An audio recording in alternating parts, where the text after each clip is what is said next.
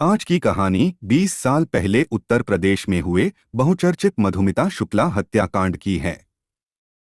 मधुमिता की हत्या का आरोप तत्कालीन मायावती सरकार में मंत्री बाहुबली नेता अमरमणि त्रिपाठी पर लगा था।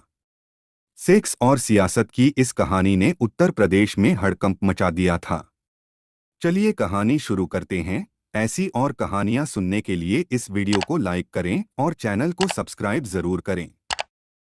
लखीमपुर की रहने वाली मधुमिता शुक्ला लखनऊ की पेपर मिल कॉलोनी में रहती थी। उसकी मां और छोटे भाई बहन लखीमपुर में ही रहते थे।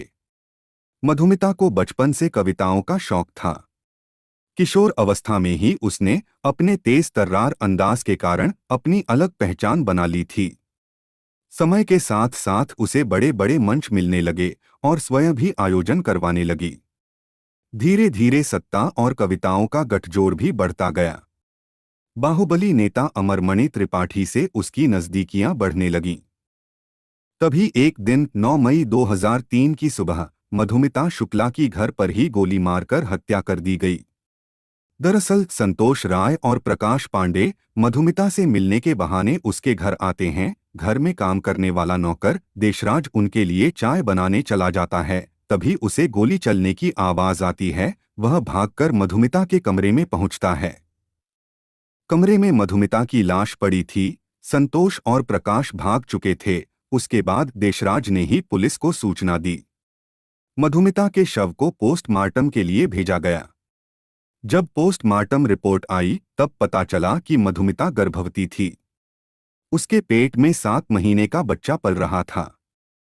मधुमिता की हत्या और उसके गर्भवती होने के पीछे बाहुबली नेता और सरकार में मंत्री अमरमणि त्रिपाठी का नाम आ रहा था। इसके पीछे की वजह थी मधुमिता और अमरमणि त्रिपाठी के बीच के संबंध, जो कई लोगों को पता थे। डीएनए जांच में यह स्पष्ट भी हो गया कि यह बच्चा अमरमणि त्रिपाठी का ही है।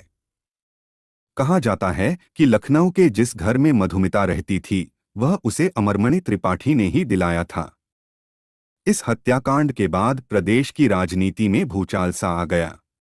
अमरमणि त्रिपाठी हमेशा सत्ता के साथ ही रहते थे। जिस पार्टी की सत्ता आती अमरमणि उसी पार्टी में चले जाते। जनता द्वारा ऐसे नेताओं को समर्थन करना ही उन्हें सत्ता और कानून से बड़ा बना देता है। इस हत्याकांड से 2 साल पहले की बात है। 2001 में एक व्यापारी के बेटे का अपहरण हो जाता है। कुछ दिन बाद पता चलता है कि उसे मंत्री अमरमणि त्रिपाठी के सरकारी बंगले पर ही रखा गया था। इसके बाद सरकार ने अमरमणि को मंत्री पद से बर्खास्त कर दिया। लेकिन इससे अमरमणि के रसूख पर कोई फर्क नहीं पड़ा। 2002 में मायावती सरकार में वह फिर मंत्री बन गए। मधुमिता हत्याकांड में अमरमणि त्रिपाठी का नाम आने के बाद मायावती सरकार ने उन्हें बर्खास्त कर दिया। बाद में इस केस की जांच सीबीआई को सौंप दी गई।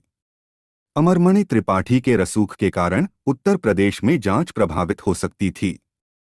इसलिए 2007 में मधुमिता शुक्ला की बहन निधि शुक्ला की याचिका पर सुप्रीम कोर्ट ने मामले को देहरादून शिफ्ट कर दिया। सीबीआई ने अपनी चार्जशीट में अमरमणि त्रिपाठी, उनकी पत्नी मधुमणि त्रिपाठी और उनके भतीजे रोहित चतुर्वेदी समेत संतोष रॉय और प्रकाश पांडे को आरोपी बनाया। सीबीआई की जांच में सामने आया कि मधुमिता के गर्भवती होने की बात अमरमणि त्रिपाठी की पत्नी मधुमणि त्रिपाठी को पहले ही पता चल गई थी। जिसके बाद उन्हें लगा कि यदि राजनीतिक दबाव में आकर अमरमणि ने मधुमिता से शादी कर ली तो उनका जीवन बर्बाद हो जाएगा, उनकी पावर चली जाएगी। इसलिए वह मधुमिता को रास्ते से हटाना चाहती थीं। उन्होंने इसके बारे में रोहित चतुर्वेदी को बताया। दूसरी ओर अमरमणि को भी राजनीतिक करियर की चिंता हो रही थी। मधुमिता पहले भी 2 बार गर्भवती हो चुकी थी, लेकिन अमरमणि त्रिपाठी ने किसी तरह उसे समझा बुझाकर उसका एबॉर्शन करा दिया था। लेकिन जब मधुमिता तीसरी बार गर्भवती हुई तो उसने एबॉर्शन कराने से मना कर दिया। रोहित ने जब मधुमणि का प्लान अमरमणि को बताया तो वो भी तैयार हो गए। मधुमिता की हत्या का जिम्मा संतोष रॉय और प्रकाश पांडे को दिया गया। देहरादून की फास्ट ट्रैक कोर्ट ने 6 महीने में ही फैसला सुना दिया। अक्टूबर 2007 को कोर्ट ने अमरमणि त्रिपाठी उनकी पत्नी और भतीजे रोहित और शूटर संतोष रॉय को उम्र कैद की सजा सुनाई। लेकिन संदेह के चलते प्रकाश पांडे को बरी कर दिया गया। मामला जब नैनीताल के हाई कोर्ट में पहुंचा तो हाई कोर्ट ने चारों की सजा को बरकरार रखा और प्रकाश पांडे को भी उम्र कैद की सजा सुनाई। इस बीच मधुमिता हत्याकांड के बाद 2007 में समाजवादी पार्टी ने अमरमणि त्रिपाठी को महाराजगंज की लक्ष्मीपुर सीट से टिकट दे दिया। अमरमणि जेल में रहते हुए यह चुनाव 20,000 वोटों से जीत गए। 2007 से 2011 तक मायावती की सरकार के दौरान अमरमणि त्रिपाठी देहरादून की जेल में ही रहे। जून 2011 में उनकी मां का निधन हो गया तो अंतिम संस्कार में शामिल होने के लिए कोर्ट ने उन्हें गोरखपुर भेज दिया, जहां बीमारी का बहाना बनाकर वह अस्पताल में भर्ती हो गए। डॉक्टरों की मिलीभगत से वह 2 महीने तक अस्पताल में ही रहे। जब मामला खुला तो उन्हें वापस देहरादून भेज दिया गया।